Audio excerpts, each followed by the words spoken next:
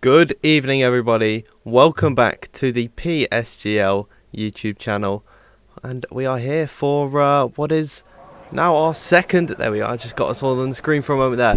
For the second social race of the evening. It is lobby number 2.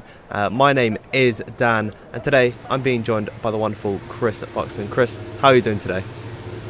I am pumped and really looking forward to this. My first commentary for PSGL this side of the game launch. I had the tremendous honour of being at the Creators Race Off earlier this week in London. So that was my first foray into F1 22. And of course, I wasn't in charge of anything. I just turned up and did the shouty bit, which essentially I'm doing now. But of course, backed by the wonderful GT Omega, I'm enjoying the use of their wonderful chair, as we can see on stream at the moment. Yes, we are here in Bahrain for this amazing collection of drivers. Let's get it on. Absolutely, and it's perfect timing that you've actually brought up GT Omega because, of course, they are PSGL's title sponsor for this season. Mine, for some reason, inverted, but super comfortable chairs. And I believe that we have an affiliate link, if I'm not mistaken, or a discount code of some sort. I believe it's PSGL at checkout when you're ordering at GT Omega, and links should all be in the description. Qualifying is about to get underway, and of course we're headed to Bahrain. I don't see too much of a reason to hang around, but right before quali, I do have to give you just a quick advert, so we'll be back in one moment.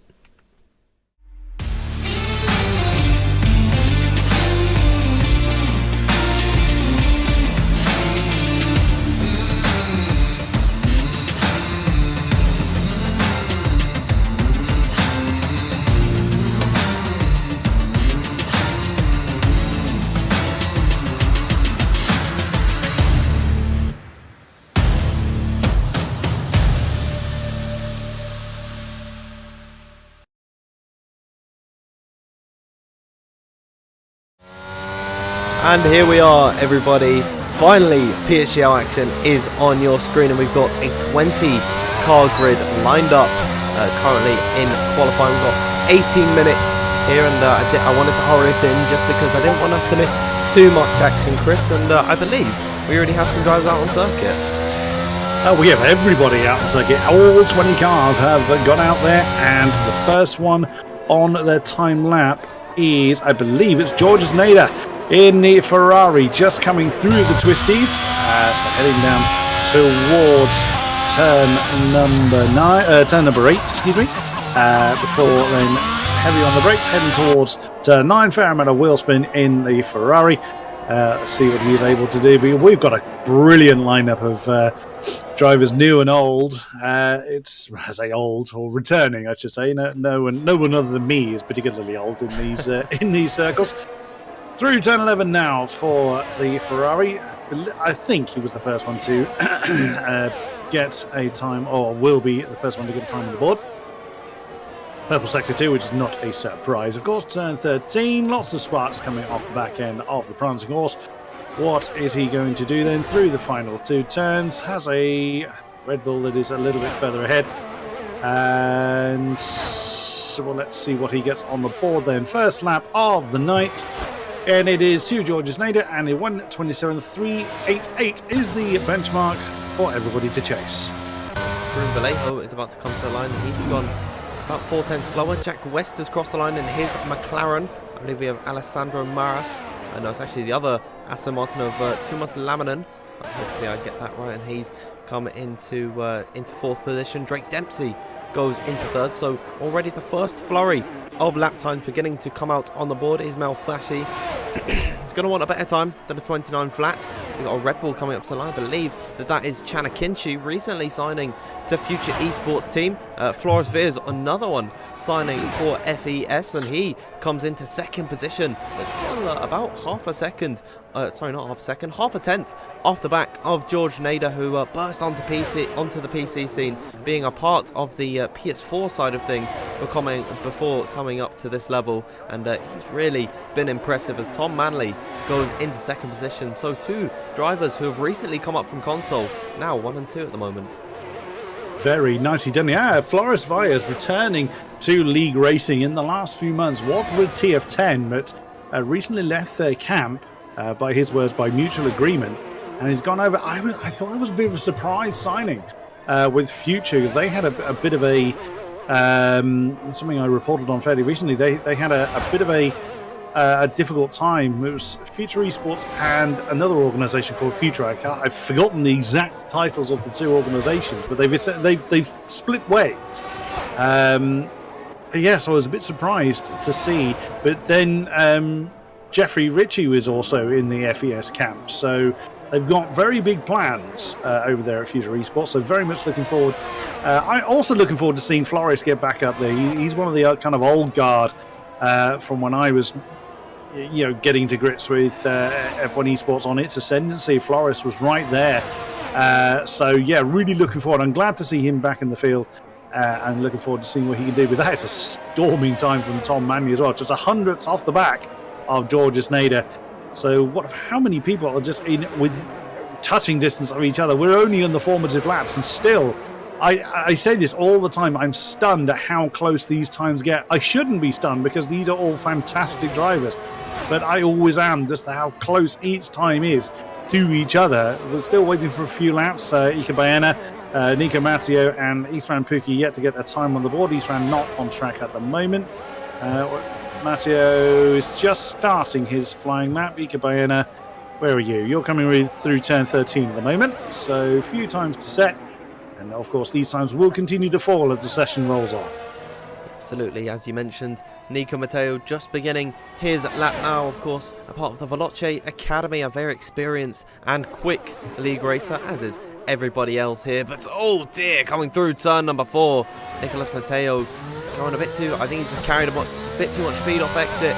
He's got a bit trigger happy on the throttle and he spun the car around. And so that's unfortunately the time over for the Spaniard, but from one Spanish driver to another, because Ika Baena is just coming through the first sector now in his beautiful Alpine, of course, now with the BWT sponsorship formerly on the Racing Point team, and Aston Martin as well, but now they've swapped over to the French brand as the Spaniard comes down the hill, sweeping through turn number 8 this is, and up towards turn number 9, some of the most tricky corners around this circuit. He's about to meet a downhill left-hander. It's so tricky not to lock up, and Ika Baena takes that with perfection, coming onto this short DRS straight now. Currently, he's got a time of 1 minute 27.388 to beat, set by Georges Nader. What can Ika Baena do as he comes now up the hill, rising through turn number 10, 11, and indeed 12, in towards the third sector now. It's currently on a 1 minute 5.822 for the Spaniard, so he's on a respectable lap time as he heads in towards now the final braking zone, even though this kink just out of the acceleration zone is considered a corner. It's turn number 15, opening up the DRS. Ika Baena towards the line, and he goes 5th fastest, just behind his teammate for this evening, Flores Valles. Yeah, you had a bit of a tail-happy moment coming out of turn 13 as that lap continued, so there is still more time to find. I still want to say Force India. I see the pink and I instantly think Force India. Of course it isn't. It is, of course, the Alpine. Isran Puki now on the field in the AlphaTauri, just coming through turn 4 himself, starting to go through the works to find his time to get that on the board. A second from 1st to 17th, but I think it's fair to say that there's still quite a few times to improve, as Thomas Laminen in the Aston Martin is now just starting his next time lap. Everyone sticking to the soft tyres, not really a surprise in that sense. No one going for inters. I wonder why. We're not seeing that behaviour that we saw in seasons gone by. And again, a big flurry of cars coming out. Actually, the only one that's not out there is Scars. You did tell me who that was, and I've already forgotten. Who was Scars again? Joshua Pienaar, it should be. But he's got his in-game name of Scars, so I think it's safe to go by that. We've got Jack West just coming into the final corner, and he's about to cross the line. And there it is, quickest of all, nice. 1 minute 27.223. McLaren on top then, in the form of Jack West, and very nicely done. A lot of people out there on a time. Nami Shmail Farsi Currently 18th with a 29.0 in the second of the Alpha He's just coming through turn 13 now. Chasing one of the Red Bulls home. Couldn't quite see which one. Yes. Who else will come in? Ika Baena has brought his car back into the pits then. So just 2 cars not out on field. What does Ismail Farsi do? Coming through the last 2 turns. He comes into the pit lane. That's what he does. Chana Kinchi, as you said earlier, Dan, recent signee of Future Esports, up into 7th position, 127.488 on the boards. What's that? 6 thousandths ahead of Domenico Livecchi. Who else can we have a look at? Who else is on a time lap? See if I can find one. There's Ismail Farsi just coming through turn 9. He's got some way to go before the end of his lap. Tom Manley is on the moves. Purple sector 2. And just come through turn 13 then. In the Williams. What can he get on the board? Down towards the final 2. Keeps it nice and steady. Bit hesitant on the throttle coming through the final turn, but what does he get? It's a 27.1, 27.130 for the Williams. Very nice time from Tom Manley. You saw how much he was pushing the track limits right at the exit of turn number 14 and through 15. Tom Manley right on the limit there, and he's been rewarded for his risk-taking, and he's gone quickest by just about 1/10 of a second. We do have some more drivers on timed runs at the moment. I believe Chana Kinchi is furthest up, but unfortunately has not invalidated his time, but has backed off. We have the young Spaniard Rune Pedreño on a time lap at the moment, and currently just about 1/4 of a second up on his previous lap. This could see him, if he nails this final sector, onto the front row of the grid and potentially on pole as in towards now turn number 14, riding it onto the curbs through turn 15 with 6 minutes to go in this session. What can the McLaren driver do? He goes onto the front row of the grid, just missing out on pole by 300ths of a second, displacing his teammate Jack West off on towards the second row of the grid. So far McLaren looking very nice today. Danny Dusink has just jumped up into 4th in the Alfa Romeo with a 127.378. So a couple of tenths off the top spot at the moment, but still, that's almost a hypnotic effect going on their wheel covers there. I've got to say, I'm loving the new graphical effects and how the cars look in the new game. No, not paid to say that. I just actually enjoy how the game looks. I think it looks absolutely stunning. Who else can we pick up on? There's a couple of cars just coming over the line. Ika Baena is just starting a lap in the Alpine. I think everyone else is coming back into the pits at the moment. Who's coming near the start-finish line? Who's that? Is that Sabrino? Yep, he's coming back into the pits as well. So fair number of laps either just being completed or being abandoned one way or the other. It looks like the AlphaTauris. Yes, one AlphaTauri coming in. That is Istvan Pukki. The other one would think is Ismail Farsi. Yes, he's off to start another lap with a 129.0 for him. Sees him in the final position. Look at that, half a second is the first half of the field, and there's still improvements out there to be found.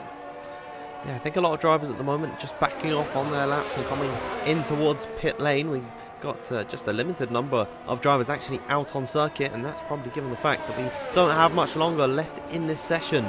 Normally in F1, what we saw last night would be a Q1, Q2 and Q3 session, so there's plenty of opportunities for drivers to set laps, but there's only 18 minutes in this qualifying session, so drivers need to make most of their time, and that means coming in and starting their lap as late as possible to get the best track conditions. But we do have some runners on a lap. Ismail Farsi, as you picked up on earlier, has begun his timed run, and was everyone else coming into the pit lane?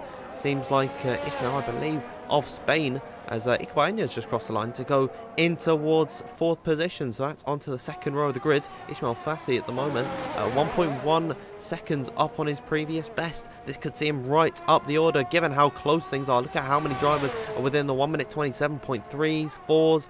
It's incredibly tight, and just one minor improvement through a corner could see you shooting up the order as he's right on the limit off the end of the circuit. He crossed the line, and it's 14th position, just ahead of his teammate. Unbelievable. Literally a blink of an eye will separate half a dozen cars easily. Looks like Laminin is still on a lap in the Aston Martin, coming to complete his current run. He's the only one on a time lap that I can see, and that's invalid through the final part of the turn. That'll be frustrating. Oh, does a cheeky return to circuit so he can actually get back into the pit lane. This is a social race. You can be forgiven for doing that one as there was no one directly behind you, but if you did that in league racing terms, you would be penalised for doing that. Sergio Sabrino is now back out on field. 3 minutes to go. It's Banzai phase, as I call it. And I can see on the mini-map there's now a big flurry of cars now leaving the pit lane. As you said, as you quite rightly said, Dan, we are now getting to the point where people are going to be doing their final laps. The track is as good as it's going to get. And the grid, the pole position currently held by Tom Manley. Is he going to come under pressure for that 127.1? Manley's just made his way out onto the circuit, as has a number of drivers. We're seeing these guys coming out a little bit earlier than the rest of the field. This is potentially, they fueled up the car so they're fit for 2 laps, and if they make a mistake on their first time run, they can go once more. So it's a little bit of a safety zone, but of course you might come into traffic, and I think Sergio Sabrino is certainly going to find that, because he's about to come through the final sector, and there's some drivers just leaving the pits now, and if he's going at full speed whilst they're trying to get heat into the tyres, he might be struggling a little bit. But I'd imagine that the Spaniard, he's got a game plan sorted out as Ismail Fassi retires on circuit. No, that's in the pit lane there, sorry. Yeah. Interesting. This 27.7 is as much as he feels he can do. It's a curious one, but Sabrino is the first one to start a lap then, screaming down towards turn 1. Keeps it nice and steady. No one is chancing any other tyre at the moment, so we haven't seen the use of any mediums or what have you. Floris Vyas now has started his time lap as we see Farsi then screaming up towards the top end of the circuit. What can he get on the board? Now coming down through the twisties, down towards turn 8. It looks like the Alpha got a little bit squiggly there coming out of turn 7. Kisses the apex at 8, keeps it nice and steady. Heading down towards Sam. Look at a bit of a wheel spin there, but keeping the car propelling forward and not spinning sideways. Turn 9. 9 and 10. Bit of a right-hand turn into a left-hand corner there. That won't be doing him any favours, as that is... Didn't quite see who that was. He just passed. Turn 11 then, coming through. It was a yellow for sector 2, so this may not be an improvement for Sabrino. But you know there's going to be a lot of improvements. He's got a lot of traffic as well coming up ahead of him. His own team, well, I say teammate. There's certainly someone wearing the same colours. That will be Danny Lusing. Is the next car down the road. Hopefully Danny is going to get the foot down. Yeah, I would imagine Danny's not going to hold him up at this point. Using as many pixels as he dares. Sabrino, that's invalid in the last. It's so easy to do. So many laps have been invalidated at that last corner. And tries to chuck it in the wall, but the pit lane speed limiter kicked in. And yeah, Sabrino retired his car in the pit lane. Really unfortunate for Sergio Sabrino. 17th at best for him. He's got a lot of work to do, but Tom Manley could be looking at a front row start and a potential pole position. He's up by a 10th. We could see a 26 coming out from the young Brit as he comes in towards now the final corner. The clock has struck 0. No new laps can be started. Sam McBride can only manage 7th best as George Nader crosses the line. He goes in second. Tom Manley has spun out of the final corner. His time in ruins. Jack West has done the same. Jack West has dropped it. We got Mercedes coming up towards the line. That's Rumbalejo. Where can he go? He goes in towards 5th position. His teammate Nikhil Mateo is about to come to the line as well. He can only manage 13th position. We've got now an Aston Martin of Alessandro Maras coming up towards the line. He can go 14th position. A Ferrari of Domenico Lavecce coming in towards the pit lane. We have 2 Red Bull cars, Giannicinci and Scars. It's Scars in 19th. Giannicinci goes into 3rd. What about Pedreño? He's now in the final corner, but he's slightly down in his previous best time. Can he find it in the final sector? He's done it! Yes! Ruben Pedreño goes to the top of the order. He snaps up pole position right at the death of it, unless Ikabaña has anything to say about it, which indeed he might do, as Danny Lusink goes onto the front row of the grid. The Spaniard Ikabaña now through the final corners. Has he found time in the final sector to triumph his fellow countryman Ruben Pedreño towards the line? Oh, Ikabaña, he's on the second row of the grid. He misses out on 3rd by just 1,000th of a second, and with all said and done, Ruben Pedreño is on pole. Wow, absolutely unreal. So Drake Dempsey, the last guy over the line. I think everybody else is either done or back in the pits already. At 27.117 is the pole time from Ruben Pedreño. That's a storming time. I just actually looked at what the pole time for F1 was earlier this week. It was a 26.8 from Lucas Blakely.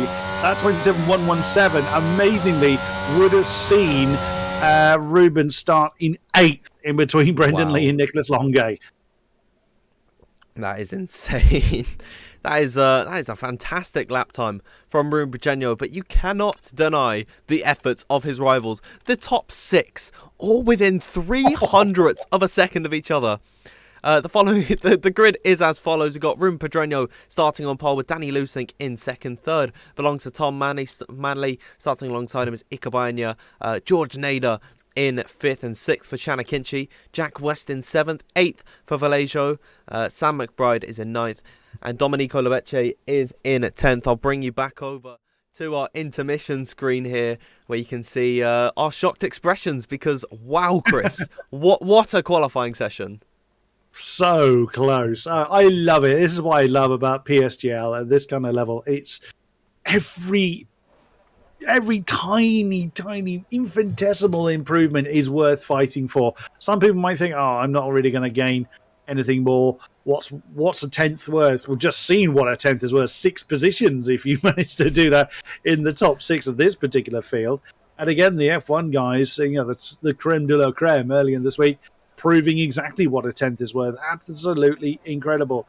And we still have a race to come ahead of us, Mr. Field. Absolutely, where qualifying is forgotten about unless you're starting right at the back.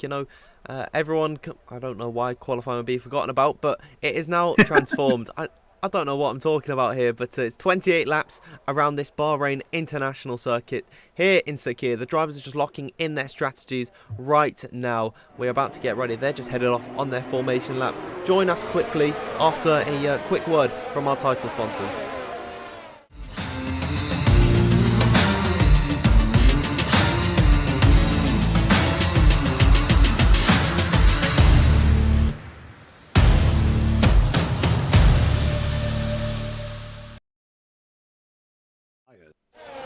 Here we are, everybody, back on the formation lap, and we'll see what tyres everyone has opted for. And wow, okay, look, what about that, Chris? Yeah, that's not what I expected. Holy moly. Well, yeah, no one ran mediums in qualifying at all. Only Pedreño and Matteo using the softs to start with. I don't think I've ever seen that, unless it's something like intermediates, where obviously the entire field is on the same compound. I don't think I've ever seen that many of the same compound from the start of the race. I did think the mediums would be the more favourable tyre, certainly at the beginning. That's why I was a little bit surprised that we didn't see more of it in qualifying. But then if parc-fermé rules weren't being enforced, then stick to the softs, nothing to lose by that particular bargain. And obviously everybody has all their mediums to use for this race. Ooh, so Pedreño has just got to disappear. He has got to get out there and get on with it. But surely that's going to put him at a disadvantage then when everybody else switches over to the softs. We will see. But there's greater pressure on Nico Matteo then, coming through from 15th to try and make those soft tyres work as best he can. Ooh, yeah. Who are you keeping an eye on, Dan? Is there anyone in particular you're thinking might do well, or just let's see how the cars fall? I think we've got to watch out for Tom Manley, because he was on for a pole lap in qualifying, starting in P3. It is the job of Ruben Pedreño to utilise his soft tyres and disappear up the road, but it is the job of everybody else, Danny Lusink, Tom Manley, Ikabaina, to hold him down as they're all pulling into their grid slots. We're just waiting for a few more drivers. Tumos Lamanen will be our last one. Let us know in the live chat who you think is going to win this race. But now it all falls silent on the circuit, and we're getting ready for the lights to come on. 5 red lights here in PSGL, and we are underway for the social race here at Bahrain. What a start from Tom Manley in behind. He's already jumped Danny Lusink, heading in towards now the first corner at the braking zone. Who's going to get ahead? This is a horrible camera angle, please, as there it is. Tom Manley challenging on the inside of Pedreño, but Pedreño pulls away using those softs early on. It is going to be Williams, Alfa Romeo, then the Ferrari in behind. We got yellow flags, and I believe that is Drake Dempsey going around. There's the Ferrari of, I believe, Domenico Lavecchio, making it 3 wide in towards turn before. Nico Matteo's finding himself in this fight, up 5 places off the start already in towards the twisting section down in the second sector. But at the front of the order, it's Pedreño leading from Tom Manley, and Danny Lusink losing that second position right at the start. Sergio Sobrino has fallen a little way down the field. Yeah, great shame for Dempsey. Just got squashed, and sadly round he went. This is Van Pookie and Andreas, Alessandro Maras also having an argument. Well, it's everybody having an argument. But Pedreño is doing exactly what he needed to do. But what an absolute stormer from Nico Matteo. What an absolute star. As again, he needed to make his way through the field. I genuinely didn't think he would manage it. No disrespect to him as a driver, just this kind of field would be very, very hard to try and work their way through. Sam McBride going absolutely miles wide at turn 13, trying to avoid incident. Ika Baena from that strong start got pushed out at turn 2, so that dropped him back down into 9th position. I'm riding on board with Matteo, the tail getting very lively. Coming out of the final turn, he's in the slipstream of Lavecchio, who's in the slipstream of everybody else. As they now scream down towards turn 1. Whoa! Matteo was forced to go to the outside line. He wanted to go to the inside, but Lavecchio shut that door, and well defended there from the Mercedes. But Nader has now made his way past Jack West for 4th position, then right behind Sam McBride, the wayward wanderer earlier in the lap. That's also making the McLaren stay that little bit worse. Up in the 5th position before they get down towards turn 5. Yeah, fantastic from Sam McBride there to take advantage of Jack West, and there's Nico Matteo trying once again on Domenico Lavecchio. He can't quite find the move there, but he's got to get these moves as soon as possible. He has a tire advantage in towards turn number 10 down the inside. Can Matteo make it stick? Yeah, indeed, he can. What an overtake from the Spaniard. He's going to now hold the inside line because Lavecchio is trying to hold it around the outside in towards turn, but then he's completely been forced off the circuit. Has to take to the tyre barrier there.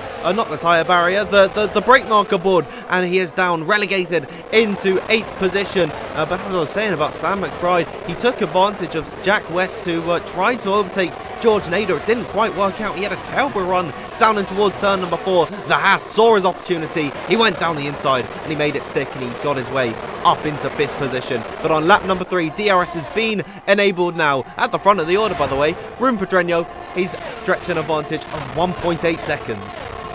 That he is, and Ika Baena has gotten past Domenico Lavecchio for 8th position on my screen. Tuomas Lerminen keeps appearing in first and then reappearing in his correct position, so I would imagine he has got some connection issue of some description, as he himself in the Aston Martin has flown really, really too deep. Drake Dempsey's just gone past him. Scars has had a terrible run, as now several seconds off the back of the field. Pedreño 2 seconds ahead of Tom Manley, who's got a whole host of people wanting to make his day even worse. How much life does Nico Matteo have left in those soft tyres? That's going to be the golden question. I'm going to hazard a guess it's going to be around about lap 7 when he's going to want to ditch those. Bear in mind the car is very, very heavy. He's used 50% of his battery already, which again he needs to do to try and make his way through the field. Ika Baena is not close enough to make his life any more difficult. Danny Lusink was close to Tom Manley, but the field is of course ebbing and flowing. Looks like the general pecking order has now been formed. Second down to 17th is how long that DRS train is. And now that DRS has been enabled, it means we could see some more battles as Vallejo gets past Alessandro Maras, who might battle off because he's also lost position to Sobrino but I'm looking at the fight between for second position between Tom Manley and Danny Lusink, because now DRS has been enabled, and I have to cut in here on myself here because Nico Matteo has got a nice run on Jack West headed in towards the first corner. He's got to make the send down the inside. Jack West going very deep on the brake. They've almost smashed into the rear of Sam McBride. Jack West not giving this one up too easily, but Nico Matteo off the exit of turn number 3. He's going to make that move stick. He pulls out ahead of the McLaren car, and Jack West, there's naught he can do about it. Nico Matteo up into 6th position. He does not care if there's a DRS train. He's doing a fantastic job on his soft, and I'll quickly get up the positions gained or the position change. 9 places up from where he started. He's the furthest mover by far in this race, and I think he's done a fantastic job on those softs. Yeah, it's well observed by Jack West there. He knew that Nico was making the move, didn't try and turn in on him into turn 1. That could have gotten very nasty if he wasn't paying attention, but good job for Jack there. He gave the necessary room, was almost unceremoniously shoved off the road before getting towards turn 2. Nico Matteo has a bit of a gap now to close in before he gets to Sam McBride, and then George Esneda, Danny Lusink and Tom Manley in respective order. 2.3 seconds the gap between Pedreño and Manley now. Again, I think that this best has gone out of those soft tyres now. Ruben's going to have to kind of bide his time for another 4 or so laps before the mediums have any chance of getting towards the end. Of course, I don't know how the tyre life is going to fare on this game. I'm just making wild guesses more than anything else. I could be completely wrong, but we will see. That's what's Manley up to. Oh, Manley's not feeling any immediate pressure at the moment. I just love the way that, cutting to him on the TV camera, you just see the snake of cars working its way through turns 1, 2 and 3. It looks absolutely magnificent. At the moment, it is very much business as usual. Again, I'm still keeping an eye on Nico Matteo. Purple sector 1, the tail's getting very lively now on the Mercedes, so the rear tyres are probably starting to scream enough. Sam McBride getting a bit close to George, who himself getting close to Danny Lusink. We may see some moves in a little bit, but I think at the moment just people biding their time, maybe getting a bit of ERS energy back, as a few people, Jack West in particular, were very, very low. I mean, he's still only 25% left in the battery, so now it would be a good time to just kind of get some power back in the battery. Tom Manley's battery is actually nearly full, so he's not feeling any immediate pressure right now, and he's in a really good spot to potentially challenge for the win when the tyre stops will happen. But Ruben Pedreño is doing everything he can to try and minimise the damage that he will no doubt face when he's on the mediums and the rest of the field are on the softs. So the Spaniard may still pull a surprise on us. I'm not convinced that that is the correct strategy to be on, but I would happily be proven wrong. Absolutely. I mean, it is technically the alternate strategy now to start on the soft Campana tyre, because of course the new Parc Fermé regulations. I think they're Parc Fermé regulations, but they can start on any tyre that they want, as Scars retires in the pit lane.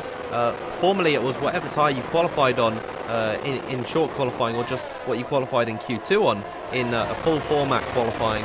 That was the tyre you had to start on, but now they have free choice and everyone seems to go for the mediums. But Ruben Pedreño and Nico Matteo, they decided to be the contras.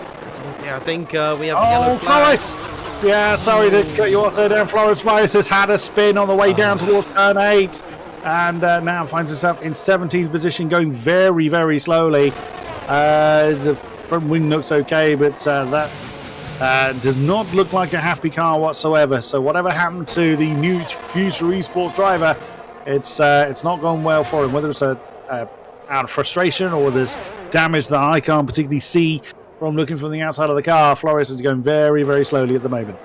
Yeah, and it's a shame for Flores. I think we saw this in WR. He's got on Monday today of this week. He has bags of pace, but then it's just silly mistakes that sort of unravel his doings. And of course, he's very committed to getting back into F1 esports. I believe in 2019 as a part of the Haas team, but it's a real shame for Flores, and even though this race has no meaning, it can hurt his confidence, and the season is just right around the corner if he's not feeling his best, then it's not going to be looking good for him. And there it is, the Dutchman retires in the pit lane. That's 2 out of this Grand Prix, and it's only lap number 7, but we still have the rest of the race to get underway. I've noticed that Tom Manley is beginning to rope Ruben Pedreño ever so slightly in now. I imagine that those softs have completely, not completely gone off the cliff, but they are starting to feel some wear, and Manley is beginning to now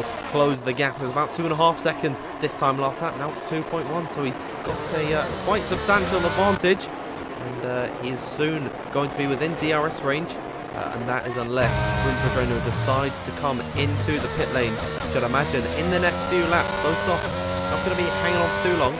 So he's got to start thinking about coming into the box, and I'd imagine that he's at the hards. Yeah, Nico Matti has fallen off the back of Sam McBride as well now. That gap is starting to grow between the Mercedes and the Haas. Jack West now looking to put pressure on the fast-starting Nico Matteo. Now, what does Pedreño do? Does the Spaniard come in this time? Wow, he's wandered right off the road. Coming through the last few turns, but does not pit on this occasion. So there's 7 laps he's done on those soft tyres, but he's losing quite a bit of time. Can Nico Matti do anything about his position? No, he can't. Even with DRS, he cannot gain at all on Sam McBride ahead. So those soft tyres are spent. So he will need to be getting in pretty soon, or he's going to plummet through the field. Unless they're going to try and stream these out for a set of mediums. Again, someone in chat's going to have to tell me whether mediums can realistically do, 21 laps? I wouldn't have thought so. Probably 15, maybe at a guess. But with a decent amount of fuel, if you were going on to if you were starting on the mediums, you probably would. Yeah, actually, well, I'm not even finishing my own sentences, so I'm trying to think and speak at the same time. It doesn't work very well for me. So, yeah, perhaps a set of mediums would go to the end of the race. Again, there's a lot more people far more experienced than I. But it would seem the softs have had their moment in the sun. So I was a little surprised Ruben didn't come in on the last lap. But hopefully he will do so this time, because he's really losing time now. He's now 1.8 seconds ahead of Tom Manley, so that gap is continually crashing down, and that's going to spell some problems for Pedreño. And I'd imagine that Nico Matteo is certainly going to be feeling the effects as well, because he's almost losing DRS to Sam McBride, so we could start to see a huge gap forming between the top train, which is formerly of 18 cars. Matteo's pulling off to the right hand side. He's decided that enough is enough. He's pulling into the pit lane, going to strap on a fresh set of the tyres. We get to see the manual pit stop where you have to react by yourself. Normally it was cinematic and it would do it itself on the last game, as Fassi has retired in the pit lane, interestingly enough, and Drake Dempsey has sped through here, so that's not good for the Canadian driver. Or American, I'm not too sure, one or the other, and hopefully someone in chat can correct me on that, but he is sped into the pit lane. He's fitting a set of the hards. Matteo onto the mediums. Drake Dempsey also had a new front wing on his car, so his race has gone from bad to disastrous, unless of course he is AI controlled and I haven't spotted it. It didn't look like he was ghosted on my screen, but that is a set of hards for Drake Dempsey, set of mediums for Nico as well, so he's taking the chance. Well, I mean, we'll see. The car a bit lighter. He may well make that strategy work. 1.5 seconds now between Ruben Pedreño and Tom Manley. That gap is continuing to fall as the best of those softs have seemingly gone. So is the Spaniard going to come in this time? Well, Tom Manley is probably not going to be too interested in whether he's going to come in or not. Also, Domenico Lavecchi is on the brink of losing DRS to the back of Iker Baena. So there is a gap forming in between 7th and 8th at the moment. Can the Ferrari driver just hang on and keep DRS this time as Usman Fassi leaves the session?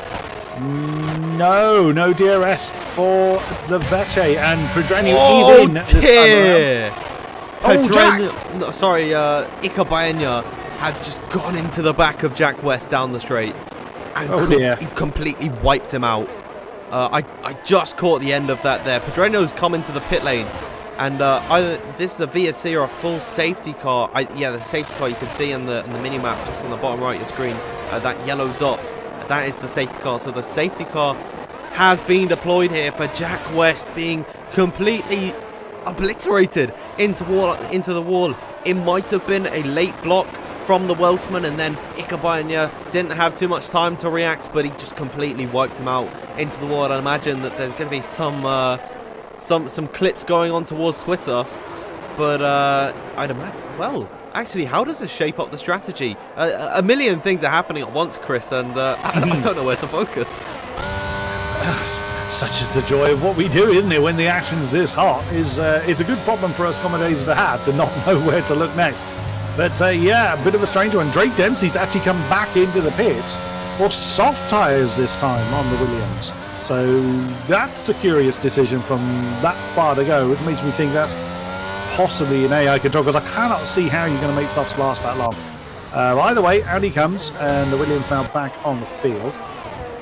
Well, yeah, didn't expect that one. I'm sure Jack didn't expect that one either. But small mistakes, at least eyeing them out in these social events rather than in league racing terms. In comes the flurry of cars. Georges Nader's chosen to continue in the Ferrari, but then his Ferrari quote-unquote teammate Domenico Livecchi has come in as well.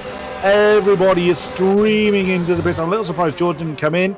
Laminin, I'm 99% certain is AA controlled, but even still, speeding in the pit lane penalty is never fun. On my screen, Laminen's actually nowhere near the pit lane, so I don't know what's going on there. So, yeah, a lot of people going for hard tyres, so that's going to be interesting. A couple of people going for soft tyres. Harvey Cohen, Ruben Vallejo, and Drake Dempsey put those softs on last time around, and Livecchi's had an impact with Nico Matteo as well. So, this is, a bit of an unusual race now for me. That's what you heard me wincing at there. Matteo is, I think he wanted to come out ahead of Livecchi as he was coming down the main straight, and then Livecchi was just pulling out of the pit lane. They just completely crossed paths. I think it might also be that the tyres of Livecchi were so cold. I was driving in co-op career mode earlier today, and I pitted for hards, and it is impossible to get the car stopped. And it's certainly possible, but you definitely run deeper than I anticipated. Livecchi has come out in front of Matteo, and then I think Matteo's he's committed to that, and they made contact, and Livecchi's got a time penalty for it. I mean, it doesn't really have too much bearing in a social race, but I'd imagine if this was an actual league race, you'd get that one removed. Well, indeed, yes, but the one that disadvantages the most is George Nader. He didn't pit, and now the rest of the field has caught him up. So if he comes in now, he will be at the back. Well, the back of our remaining drivers, of course. Out of curiosity, Dan, where is Thomas Laminin on your screen? He's in 15th for me.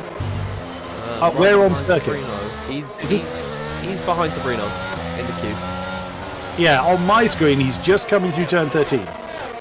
So I don't know if that's correct. And Livecchi, of course, Livecchi is coming in again. Of course, having probably just caused damage to his car. Yep, front wing going on the Ferrari there. And is that a new set of hards for him? No, it's a set of softs. And also, because he earned himself a penalty, his pit crew he's just basically served that 5-second penalty in the pits. So he won't carry a penalty any longer. And Drake Dempsey's car is on my screen on the pits again. Surely Drake can't be pitting this many times willingly. That's bizarre. Hard tyres now going on the Williams. He's had all 3 compounds of tyre in this race so far. This is turning into a very, very unusual day. Yeah, I mean, it's an interesting strategy for Drake Dempsey, but whatever he wants to work with here, as I'd imagine safety car is going to come in quite soon. And I know that on this game it doesn't like to wait for all the drivers to catch up. Livecchi should be fine to get to the back of the grid, but Drake Dempsey, it might be touch and go as to whether he's actually at the back. And we normally get the message from race control as they're headed into the final sector. And you can see the Mercedes, the beautiful red Mercedes, leading George Nader and Bruno Pedreño, and then Nico Matteo in behind as well. So in all of this, who are the big winners and who are the big losers? I'd imagine probably the biggest loser's got to be Livecchi. And then I'd say probably the biggest winner, Danny Lusing. he's actually been able to jump Tom Manley in the pit lane here. He has, and finds himself on hard tyres, as most of the field is. But can Ruben Pedreño make those mediums last to the end of the race? That's going to be the big question here. And that is going to secure whether he wins or... And it looks like George, is he going to go for the pit lane? He's overtaken the safety car. Nope, what is George doing? Okay, he's remaining out there. No, the safety car is going for another lap round. So it looks like he's going to wait for Drake Dempsey to find the back of the field. Domenico Lavetti is in the pits. How many stops is that for? This will be the third stop for Lavetti. He's in the pits again. What is he in? I think I know what it was for him. Is that he just wanted to change. He wanted to change his front wing, but then he doesn't have another set of the hards, and so he just come back into the pit lane for the hards. That might also be the same thing that happened to Drake Dempsey, but now he's going to rejoin the back of the grid, and he should be able to catch them.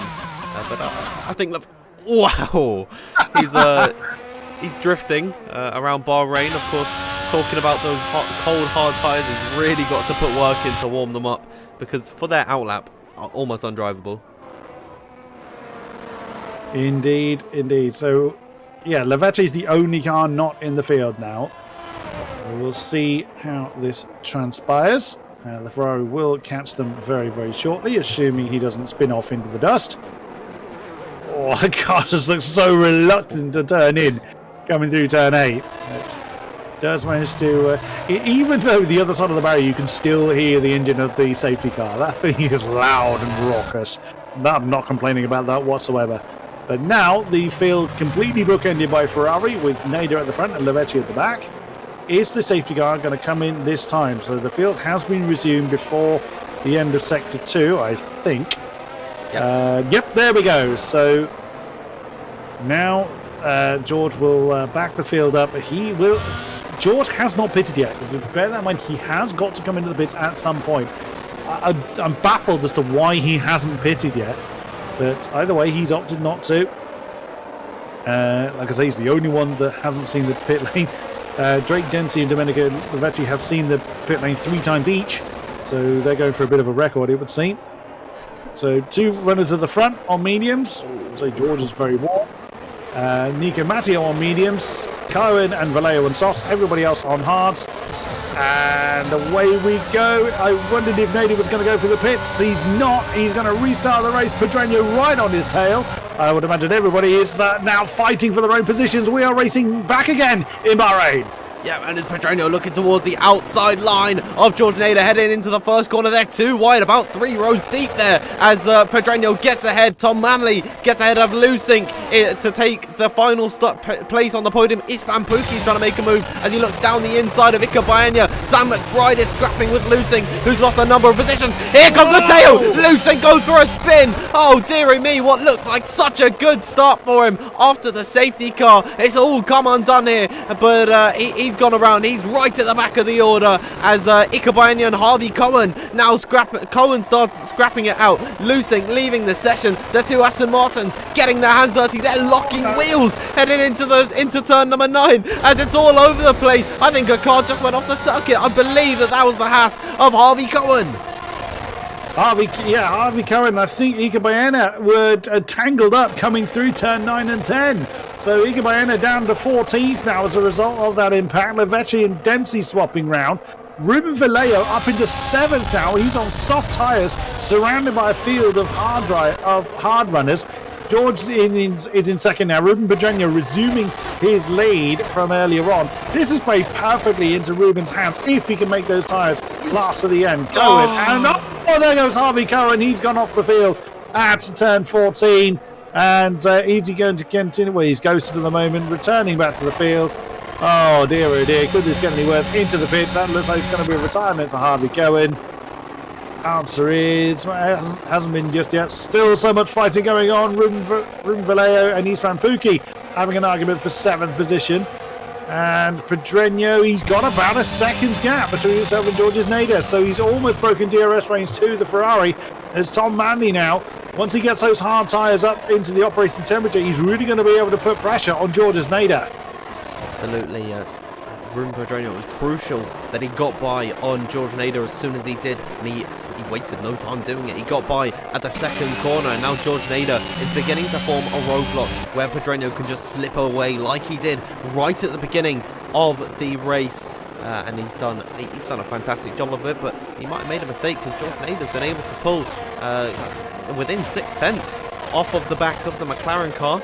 But I'd imagine within the next few laps, Pedreño's going to slip away up the road until George Nader comes into the box. We're about at the halfway point of this race, on lap number 15 of 29 here. Your current running order is Ruben Pedreño, George Nader and Tom Manley. Where can we see some moves? I'd imagine we're going to be looking at the Mercedes car of Ruben Vallejo on those soft compound of tyre. They've had a few laps behind the safety car, and so they are going to be in prime working condition. He's got the run on Sam McBride, headed in towards turn number 1, where he's going to pull off to the right hand side. He's got the inside line, headed in towards the first corner, late on the brakes, and the Mercedes car gets by on Sam McBride. Is there anything the Haas can do off the exit? Not quite, and it is now 4 and 5 for Mercedes. Ruben Vallejo up into 5th. George Nader is doing a good job of not just plummeting through the field, but he's got very little ERS energy left to be able to continue his defence. Tom Manley's battery is nearly completely drained, so he's pushed very, very hard to get those hard tyres up into a working order. Nico Matteo up into 4th position now on a fairly fresh set of medium tyres, so he's in a pretty good position now. Ruben Vallejo right behind. Sam McBride just kind of watching on and seeing what he can do. Harvey going in the pits again in the Haas. How many times is that for him? That's the second run through the pits. Soft tyres, curiously for him. So all kinds of tyre strategies are completely out the window at this point. I have no idea who's on what strategy. I don't think anybody else knows on what strategy they are running. It's an interesting practice, I guess, for when everyone else's season gets up and underway here at PSGL. It's Ruben Pedreño then just needs to continue to stretch his legs to keep those tyres good. He's going to have to manage those towards the tail end of the race. I'm still keeping an eye on Tom Manley. I reckon the advantage is going to go back his way when we're a bit closer to when the checker flag falls. But George Nader, fair play, still continuing to press on those hard tyres as Dempsey and Baena swap round, coming through the last couple of positions. They're the last people in the pack at the moment, as Baena is looking to attack Drake Dempsey back. Is he? No, they're going to remain where they are for the time being. So yeah, at the moment, I reckon the advantage is with Tom Manley. Unless, of course, we have another safety car which completely changes the entire feel of the race. Anyway.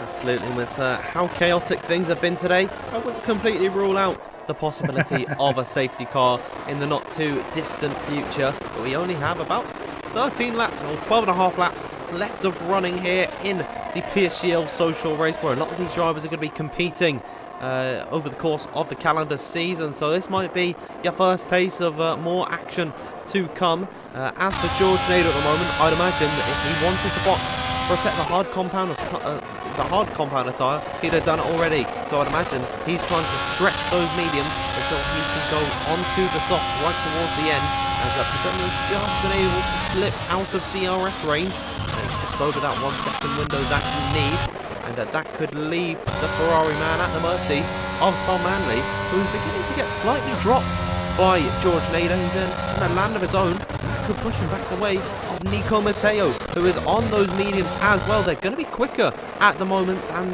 the hard compound of tyre. Here we go, down in towards the first corner now. Has Nico Matteo got the run on Tom Manley in towards the first braking zone? I don't believe so, but Domenico Lavecce does on Sergio Sabrino. He gets that move. He's up into 8th position, but he's still 1.6 seconds off the back of the 7 car DRS train at the front of the order. Yeah, nicely done. And yeah, I wonder whether Tom's either struggling to get those hard tyres up into temperature, or he's just biding his time. Again, like I mentioned before, he's got very, very little ERS energy, less than 50% in the battery at the moment. So that is going to hurt as the race continues. So Nico Matteo right behind him has certainly got the advantage over Tom Manley at the moment. Softer tyres, similar amount of life in them. Those mediums will, fairly comparatively comfortably get to the end of the race. Ruben Vallejo right behind him, however, not such a comfortable task. Soft tyres, similar length of tyre life to Nico Matteo, just a couple of laps in it. Oh, those soft tyres are not going to be very happy. Although, no, beg your pardon. Yes, I thought for a second they were actually showing us white on his guys. Harvey Cohen, right? Showing what the soft tyres are actually capable of. But he is 25 seconds off the back of Thomas Laminin on my screen at the tail end of the field. But yeah, Ruben Vallejo's not been able to really make those soft tyres work very well for him. He's not gained a great deal on Nico ahead of him, as Nico is maintaining that pressure on Tom Manley. Tom is really in danger of falling outside of DRS range to Georges Nader. He's outside of a second. He has got DRS this time around. Nico Matteo is actually not pushing at the moment. He just bled out the throttle there to not use too much energy. So he's got about 70% left in the battery, whereas Tom is still in the lower positions, and Ika Baena has retired his car in the pit lane. On Tom letting by Nico Matteo there. He didn't get DRS on George Nader in front of him, and he just pulled off to the right hand side and broken earlier than the Spaniard. So Nico Matteo up into third position. I'd imagine that Tom Manley's strategy here is to latch onto the back of that Mercedes and then get pulled in towards the DRS of George Nader, and eventually Ruben Pedreño later on at the end of the race, and then make the overtake. So it's sort of like he's befriending the Mercedes driver, and then he's going to stab him in the back later and try and overtake. But he's got Ruben Vallejo actually behind him for company. So the two Mercedes teammates, and I know that both Nico and Ruben Vallejo are quite good friends. They're likely in a Discord call together, and they're going to work together and try and get the best of Tom Manley. So we're coming up towards 10 laps to go at the line when we reach lap number 20 of 29. And it is Ruben Pedreño leading from George Nader, who is yet to pit. And as I say that, the Ferrari driver pulling off to the right hand side. He's done a 19 lap stint on this set of the medium compound of tyre, and it is going to be the softs towards the end of this race. And if the safety car comes out for him, that is absolute gold for him. I would imagine that's pretty much his only chance towards getting towards the top. But I mean, he's a very, very hard charger, is George. So we'll see what he is able to do towards the tail end of the field on those fresh soft tyres. So Pedreño then with little challenge at the moment. Nico Matteo is 1.5 seconds behind, but has shown some very, very impressive pace in the course of this race. Yeah, I was a little surprised to see Tom just kind of pull over. I wondered whether like you said, Dan, he was just wanted to stay in the tyre tracks of Nico Matteo, maybe trying to get some battery life in the car, but that hasn't worked out. He's lost DRS range to Nico already, and he's not able to put any additional charge in the battery. So I reckon, he was just letting Nico go. He's realising he's not going to be able to stay in the fight realistically, and so he's just let the Mercedes through. We could well have a great fight, I think we are going to have a great fight between Pedreño and Matteo for that top spot, as Flores Valles has now left the session. Absolutely, Matteo is now pulled into the DRS range of Ruben Pedreño up in front. Well, he's just dropped out, but he is going to get the benefit of the DRS. And I'm seeing a complaint about the sound quality. That is unfortunately an in-game glitch, which I don't know how to fix, and I don't think EA has any plans of fixing it anytime soon. So it's something I believe we're just going to have to put up with for a while. But Ruben Vallejo, he's just half a second adrift off the back of Tom Manley, who does not have DRS on the Mercedes car in front of him. Although 10 laps soft, they're not going to be in the best conditions. So he's probably not going to lose the place to Vallejo. So I think Tom Manley has got to run his own race here. I'm assuming the sound of it is that bouncing rev noise that it was reminiscent in the old game. If so, then that's what I've got as well. So, not a lot we can do to fix that one, I'm afraid. We live on nonetheless, unless you have a different one there, Dan, that I don't know about. Yeah, Ruben Vallejo, I think, is now going to start to feel that those tyres are very much past the best. Sam McBride is likely to start to put pressure on him, but Nico Matteo is really pressing on. 7 tenths now between himself and the Spaniard ahead. So only 1 lap difference between their tyre life, with Pedreño 1 lap less on his tyres and Nico Matteo. Is that going to make the difference? Well, I think it's going to come more down to ERS, with Ruben having 40% in the battery And Nico with slightly less than 20 as the Mercedes getting sideways coming through the final turn. So he's really pressing on, but is he taking too much life out of these tyres? Only they will know, and only time will tell. Absolutely, on lap number 22 of 29, two medium runners, Rubén Pedreño, Nico Matteo, leading the way. It's a double Spanish 1-2 at the moment, actually. And Rubén Vallejo, if he's able to get past Tom Manley, it's going to be a 1-2-3 for Spain, and what delight that would be for the nation that brought us Fernando Alonso. As we don't know why I needed to bring that up, but Istvan Pukki is following off the back of Sam McBride. We can't forget about these guys either, the Haas runner and the AlphaTauri car, because of course once Vallejo's tyres completely fall off the cliff, they've got the task to get by on that Mercedes car. As in towards the braking zone, you can just see how tentative actually that Mercedes has to be. Oh, he gets a big slide off the exit of the corner, unfortunately, as he's going to lose quite a lot of time to Tom Manley. I'd imagine if he doesn't get DRS, it's going to be curtains for his race in the top, at least top 5, because he'll be down in towards 6th position. Sam McBride just 3.8, about 0.4 of a second off the back of Vallejo, headed in towards now the final couple of corners. Is he going to try and go for this move now? I don't believe so, Chris. I think he might just try and bide his time here. Istvan Pukki's got a great view of what's going on ahead, and that in the pits was Rubén Vallejo. He's opted that he cannot continue too much longer on those soft tyres. Well, the starting softs only lasted 7 or 8 laps, so at this stage, making them last 12 was not too bad at all. It was a valiant effort, but I couldn't ever see that one paying off. A fresh set of softs going on to the Mercedes. We'll see if he is able to recover anything from the tail end of the field. He joins George towards the tail end of the field at the moment. But Istvan Pukki still chasing Sam McBride for what is now 4th position. And that gap between the two Spaniards, he's kind of ebbing and flowing, but it's hovering around 0.7 of a second. Has Nico Matteo just eased off a little bit? Again, very little ERS energy, and that is going to be absolutely crucial. That is going to be the difference in him being able to close down Rubén. He's not defending it behind Tom Manley. He's nearly 2 seconds back, so it's not like he's having to look in his mirrors, but he doesn't have that extra little bit of power to try and push off after Rubén Pedreño, less than 10% of the Mercedes now, whereas Rubén has managed to maintain around about 40% of the battery. Of course, they won't know that unless someone has told them, but he's got that bit in hand to be able to defend from pressure behind. As Harvey, we haven't seen many of the 3-second penalties, and Harvey Cohen reminding us that the track limit penalties still work. It's I believe the first of the day, unless Laminen's one was for track limits as well. But these guys, I was speeding in the pit lane was Laminen's.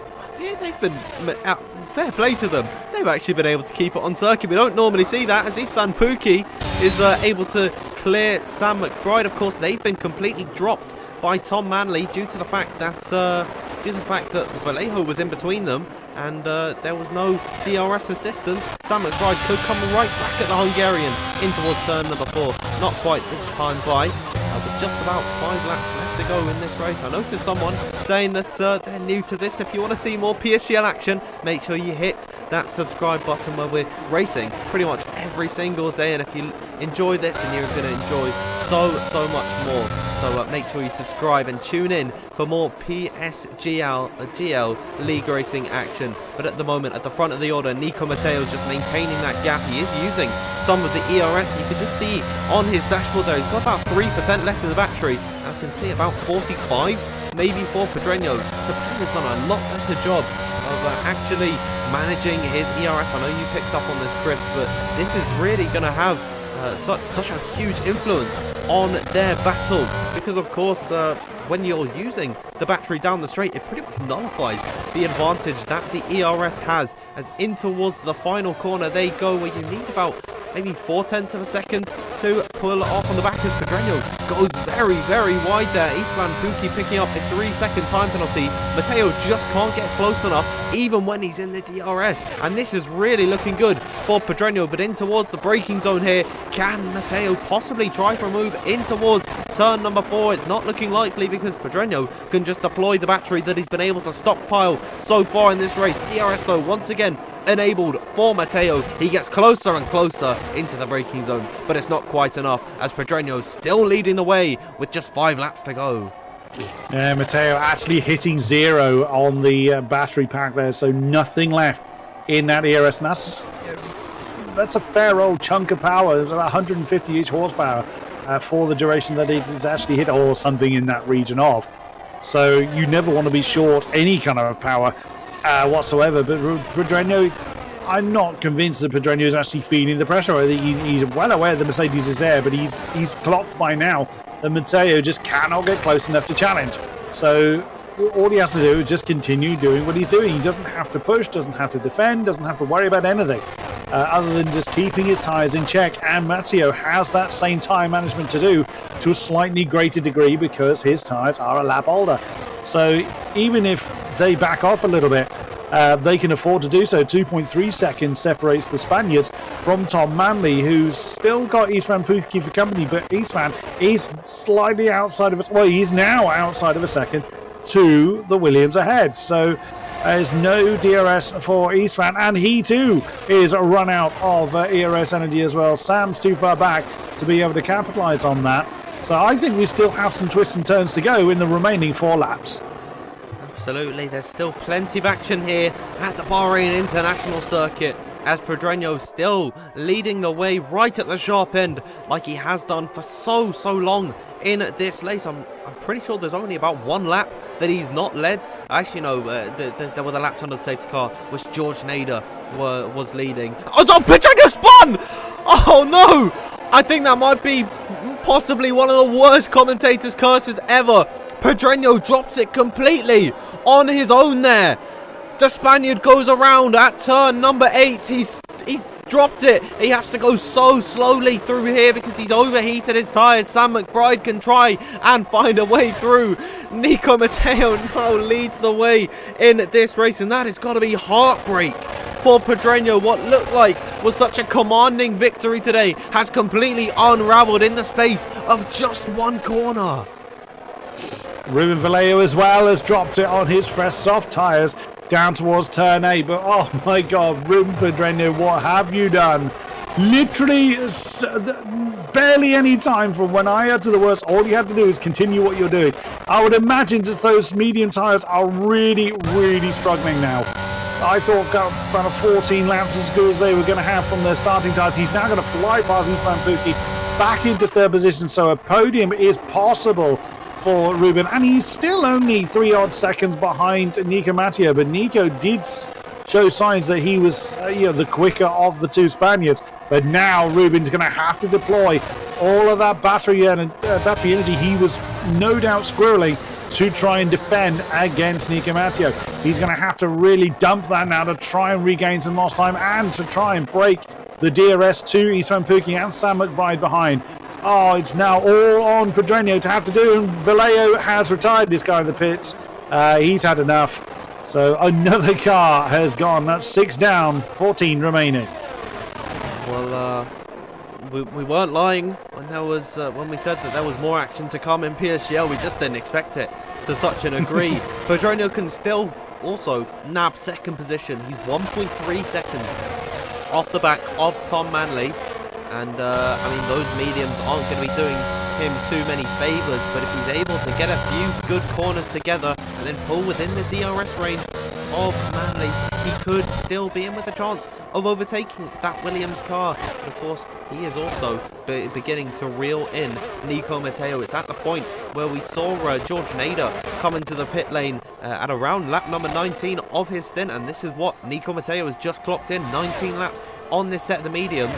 He is going to have to pit. Well, he's not going to have to pit, but he's going to have to tyre conserve to a huge degree. Sam McBride further back behind is at the throat of Istvan Pukki, and Chanakinci has gone for the move on Domenico Lavecce. We haven't seen too much of Chanakinci and Lavecce and Sabrina, all these guys back behind. We've been so focused on the battle for the lead, but it is Chanakinci, the Turkish driver, getting ahead of Lavecce. George has come into pits again. Those soft tyres have nothing left to give. So a lonely race for the once race-leading Ferrari. Oh, Nico Matteo, like you say, he's got it all to do. He's got no ERS energy, but then neither does Tom Manley. Ruben Pedreño doesn't have anything left either. Neither does Istvan Pukki. Sam McBride's only got around 10%. Shannon Kinchi's got nothing. Has anyone got any ERS energy? Levette's got about 19%. Sobrino 16%. Maras less than 10%. No one's got any ERS left. They've all been pushing pretty hard to be in the positions they're in. So has Nico Matteo done enough tyre management to be able to fend off Tom Manley for another, just over a lap remaining? It is possible that he's done, it's possible he's done enough. It's all going to be down to whether we now see him, do a lighthouse impression that Pedreño's just done. Pedreño's too far back now. The only thing he can realistically do is defend against the two behind him. But Nico Matteo could well hang on to secure a surprise win. Well, Tom Manley has not been able to get within the DRS zone as sorry, Pukki just banzaied the inside of Ruben Pedreño up into turn one. Sorry to cut you off there, Dan, but Pukki did an absolute send into turn one as he's now defending against Pedreño coming up towards turn 4, and now Sam McBride's right involved in that. None of them have got any ERS. This is all down to tyres. Wow. Istvan Pukki with that 3-second time penalty. He's not going to keep this position. Sam McBride could have a say in this and possibly go down the inside, and that's exactly what he's going to do as he challenges towards the inside of turn number 8. Oh, there's contact. They're both into the wall. Pedreño sent into a spin. His day goes from bad to worse, and he's crashing down the order. He leaves the session right at the end. And wow, what a frustrating day for Ruben Pedreño. But in his sorrow comes joy for Nico Matteo. I don't think Tom Manley has much of an answer to the Spaniard, who started outside the top 10 and way down the order. He's now just got one more corner to navigate, one more braking zone, one more fell swoop of the wheel until he wins the social race here in PSGL. Out now of the final corner, Nico Matteo. There's no contest from Manley. It's going the way of Spain today. And across the line, Nico Matteo takes the win in Bahrain. Tom Manley comes home in second position. Third for Sam McBride. Shannon Kinchi somehow taking that one. I think there's a bit of desync here, but what an end. Yeah, no, there's definitely a lot of desync at this point, but I do believe that it is Nico Matteo winning this race, Tom Manley in second, and I think third for Sam McBride after Istvan Pukki's penalty. What a race. If this is what we have to look forward to for the upcoming season, oh yes please, bring it on. Really can't wait. Absolutely. I mean, a lot of these drivers are going to be on the F2 grid, which of course myself and Chris are going to be taking you through, and a lot of these guys might be in F3, which would also be a fantastic watch. I'm not too sure who the commentary pairing is for that, but they are going to have some cracking drivers on their grid. We saw, of course, in Lobby 1 today, in total 40 drivers. They can't all fit into one tier, so they've got to be split apart and dissected really into making a real super grid, which is considered the F2 and F3. It's just fantastic that everyone could be so close together and still produce great races, as Harvey Cohen is the last to come across the line. It wasn't a great day for Harvey, but he's finishing here in 14th. What an end to what was a very chaotic and, may I say, fantastic race, Chris. Thoroughly enjoyable. Well, your surname had to begin with M if you wanted to be on the podium, as it was Matteo, Manley and McBride that all take the top spots. But, I mean, what a drive from Nico Matteo, starting on the soft tyres down in, what was it, 14th or whatever it was, 14th, 15th place. I just did not... He was up to 8th by the end of lap 1. What an absolutely storming drive. Very much looking forward to what he can do in the leagues to come. Absolutely, and you're seeing the new podium animations on your screen. It is Nico Matteo taking first position in this race. Tom Manley did come home to finish in second, and Sam McBride coming in third. And you see all the Mercedes team celebrating, and there it is, spraying the champagne. It is Nico Matteo starting as he means to finish. He's going to try and get his season underway with this victory, but we're going to have a full comprehensive rundown of that race Nico Matteo winning here today. Tom Manley in second, third for Sam McBride. Istvan Pukki in fourth, fifth for Chanakinci. Domenico Lavecce finishes in sixth. Sergio Sabrino, after starting in 18th place, comes home for seventh. Alessandro Maras in eighth, ninth for Drake Dempsey, and Ruben Pedroño finishing in 10th. Really unfortunate day for him. The rest of the finishers are as follows: Laminan, Nader, and then Lusink and Cohen. And then our DNFs were, on your screen, I believe it was Vallejo, a whole bunch of other drivers. But I really can't name them all. But how about that for a social race today, Chris? Yeah, what a great way to kick off F1 22 here at PSGL. Oh my goodness me, the F1 guys did a brilliant job of introducing us all earlier in the weekend. This social event, yeah, that was a brilliant way to whet our appetites, and so much looking forward to seeing how well some of these names that I certainly am a little bit less familiar with, how well they're going to how well they're going to do against the established names. Yeah, absolutely. There's a lot of drivers that on this. I knew a lot of the drivers, but there are some unknowns that I've just never commentated on. I've never had the opportunity, and they really did impress me today. There were a lot of drivers that really did show their fight, and it was absolutely fantastic today. I mean, there was some questionable moments. I certainly want to have a look on Twitter and look at what happened with Jack West and Ika Bayanya. I know neither of them finished in this race today. But, yeah, what a race today that was. And if you want more PSGL action, then, of course, you can subscribe and hit the like button as well. I'm just going to quickly... I don't think I can actually check the interview room. Chris, do we have anyone in the waiting room that we could potentially go for an interview? Let's have a look. Has anybody made themselves available? Tom Manley has made themselves available. And Sam McBride has made themselves... Who would you like to chat to first? Let's bring them both in. I'll bring us over to the interview screen, but we'll get them in the call, and then we can have a nice little chat to the pair of them. So welcome in, Sam and Tom. I think we'll start with Tom Manley today for the questions. Is that all right? Can you hear me, gentlemen? Yeah, I can hear you. Yep. Fantastic. So, Tom, we saw in qualifying that really didn't go your way. What happened at that last corner? No, it was quite a lot up on the delta, and obviously when you see that going to the last corner, not the best thing. But yeah, just got too throw happy on the curb, spun out. So my mistake. But quality pace was good, so unlucky at the end. But still, P3 was a good starting position. But obviously the race was quite hectic. But a lot happened. So, but I was all right with the quality pace. Yeah, and of course, after that incident in qualifying, you had the moment in the race where you're able to jump right ahead of Danny, I believe it was, and challenge the back of Ruben, who just slipped up the road. But before the safety car came out, do you think that your strategy was superior to Pedroño's?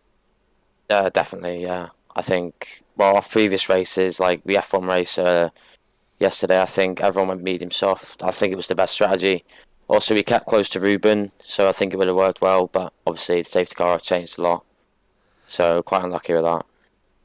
Yeah, I mean, I absolutely agree with you there. But towards the end of the race, we saw you fighting it out with Nico, and then you got very close towards the end. Do you think if there was just maybe 1 or 2 laps remaining in that Grand Prix, do you think you had a chance of winning?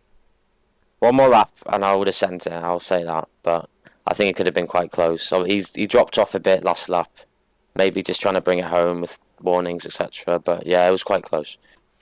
Yeah, absolutely. It was incredibly close right towards the end. I certainly enjoyed it. I know Chris did as well, and all the viewers as well. You know, it was a fantastic race. But Chris, do you have any questions for Tom today? Are you looking forward to the season ahead? Where can we expect to see you, and who are you going to be fighting with? Is there anyone you've got your eye on particularly? No, not particularly, really. I mean, it's quite hard to, obviously, just jumping onto PC to say someone. I'd love to say, Jarno or Barry, but it's ridiculous. So just see what happens, really. Good man. We very much look forward to that. It was a really solid performance. Well done. Thank you. Who says it's ridiculous to call for those names? But Tom, really well done today. You drove a fantastic race. We'll let you get away and enjoy that. But we'll turn our attention to Sam. So, Sam, Mr. McBride, first of all, how do you make of that race from your point of view? Yeah, well, I'd liked it to have been a bit cleaner, but qualifying was a bit hectic. Didn't really get the lap in when it mattered, but start of the race made up for it. Everything just seemed to open my way, obviously, until the safety car, which ruined the medium strategy and helped the people who started on softs. But then after the safety car restart, I had a little bit of an incident with Danny. I don't really know what happened there. I felt I had the right to go down the inside. I thought I had the move done, and then looked behind me and he was round, so I didn't feel anything on my screen. But then obviously at the end, the incident with Ruben, obviously it's only a social. In a proper race I probably wouldn't have sent it, but I thought there's nothing to lose, so I went down the inside. I thought he was clean. I hit the apex, I didn't push him off or anything, and on the exit I just felt him come across me. I think it was probably a bit of desync because I didn't make any contact on my screen, but I think on his I might have touched his rear tyre or something, I'm not sure. But yeah, not the cleanest races, but the pace in the race was a lot better than quali, so we'll take that. Yeah, I mean, it was a fantastic run from you, and we saw you had a few battles with the likes of Istvan Pukki. Would you say that the Hungarian is a driver that you're potentially going to see as a rival in the coming season of PSGL? Yeah, we'll see. I was a little bit unlucky in that hard stint because the gap was 9 tenths for a good few laps with him, so I was close to braking. And then when Ruben pitted when he were on softs, Ruben Vallejo, the gap was 1.2 to Tom Manley, and I got it down to like 1 second and half a tenth, so I was really close to getting in. But then I used all my ERS, so that allowed Buki to come through. But thanks to him sending it on Ruben, it gave me the opportunity to get the podium. So yeah, we're impressed with his pace on the hards and look forward to battling him maybe this season. Yeah, I mean, I really look forward to that. And going back to how this race went, if you were right up behind Tom instead of a second off and outside the DRS, do you think you could have potentially challenged for that second place and maybe even a possible win? I think Tom was a lot quicker today. That was pretty evident with the pace. I didn't put much practice into this. Maybe if I practiced a few more hours, then maybe I could have been closer. But yeah, Tom was in another league today, a good few tenths quicker. So I don't think, with any way the races have played out, I don't think I'd have been able to get close to Tom today. Yeah, I mean, I think it was a fantastic performance from the pair of you today. So really, really well done. Chris, if you have any questions, now's your time. Well, similar kind of thing. Is there anybody you're eyeing up as to who you're going to be mainly challenging, Sam, or again just gunning for the top spots you can? What's your thoughts coming into the next season? Yeah, well, we'll see. The sign-ups seem like very stacked, so I'm not sure what tier I'll be in yet, but whichever one, I'm sure it'll be a very competitive grid, and I'll try to be at the top of both of them. But there's certainly a lot of practice needs to go in, because these days with league racing you can't just show up and be at the top of the hours I've got to go in. So I'm hoping whatever tier it's in, I can challenge at the top. Good man. We look forward to it intensely. Best of luck for the future. Cheers. Yep, really well done to you, Sam. I think that's it from us, from the interview side of things. But we'll let you get away and enjoy the rest of your evening. But Sam McBride, everybody. Cheers, guys. Okay, so that is about all from us in the PSGL stream. As I've got to go back into full screen. There we are. Now you get both of us in your picture. Isn't that lovely? But I think, Chris, are there any last words from you today? Well, that was thoroughly enjoyable. I cannot wait for the season to come and covering F2 with you again, Mr. Field. I'm really looking forward to it. The strength of field we had last season was absolutely superb, and each year the field gets better and better. So can't wait. Bring it on. Let's get this underway. Absolutely, and you can join us at the PSGL channel on Thursday evenings. But from us today for the social race, it's been an absolute pleasure for the pair of us to be your commentators for this evening. But I'll let you all get away. Make sure you have a wonderful evening, and if you haven't already, please do consider subscribing. It's a big red button beneath the stream. You can't miss it. And also liking this stream and giving us a follow on Twitter. It's I believe at PremierSimGL. But from us today, it is thank you and good night.